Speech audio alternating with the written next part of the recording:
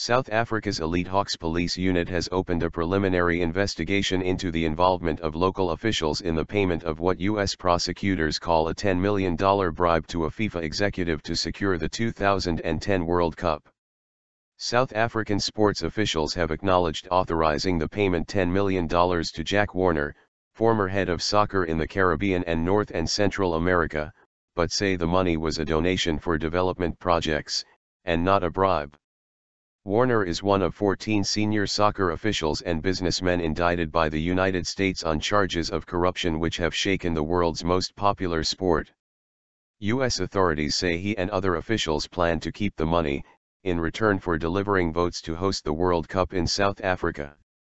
The Hawks, formerly known as the Directorate for Priority Crime Investigation, said their initial assessment would determine whether a full investigation was needed, a decision which would be announced next week.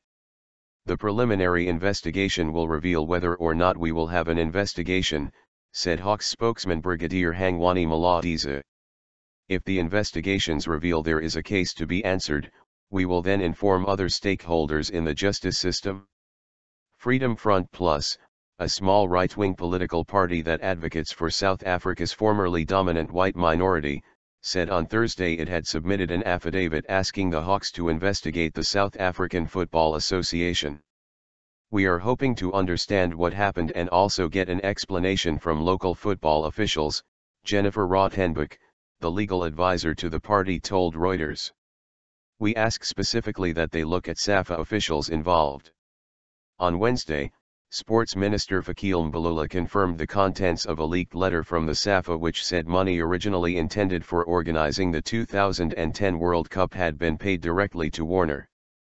Mbalula told a news conference the payment was never intended as a bribe to secure the right to host the 2010 tournament, as described in the U.S. indictment, but was a donation to help build a soccer center in Warner's native Trinidad for Caribbeans of African descent.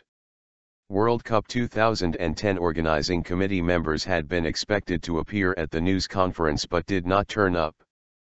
That means organizing committee chairman Irvin Jose and high-profile chief executive officer Danny Jordan have yet to address the allegations publicly.